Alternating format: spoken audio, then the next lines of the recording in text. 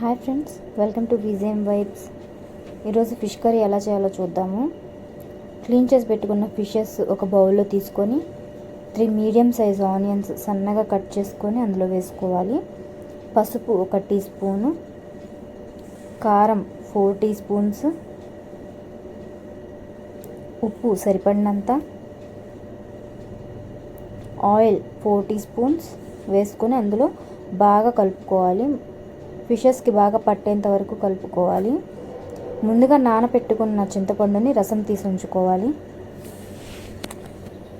Ginger garlic paste కూడా 1 tea spoon add చేసుకోవచ్చు, అంటే అది చాయిస్, ఎవరిష్టం వాళ్ళది. బాగా కలుపుకున్న తర్వాత ఫిషెస్ ముందుగా రసం తీసి పెట్టుకున్న చింతపండుని ఇందులో వేసుకోవాలి.